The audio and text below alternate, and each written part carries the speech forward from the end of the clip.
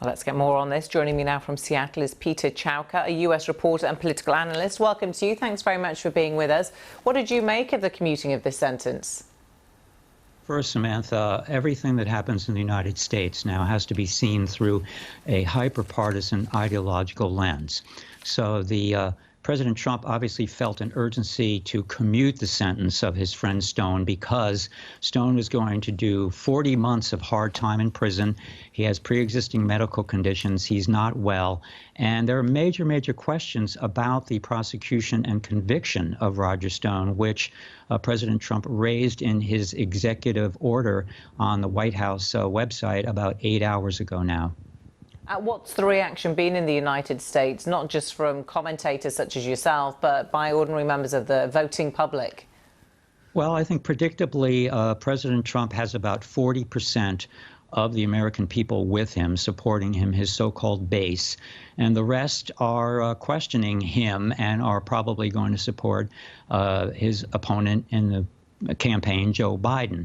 So it pretty much breaks down again along partisan lines. Democrats, the opposition, don't like what President Trump is doing. They don't like anything that he's doing, and this is just the latest example for them.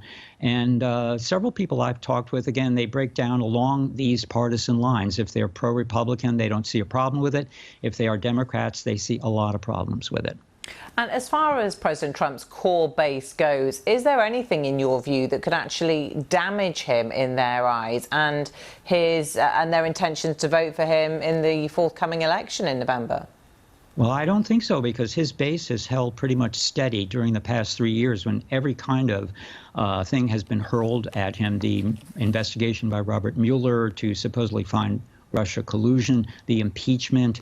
Despite all of these things that have been directed at President Trump, his base is still with him. So he starts out with about 40%, and we'll see if he can add to that in order to win re-election. But of course, it's questionable at this point whether that will happen.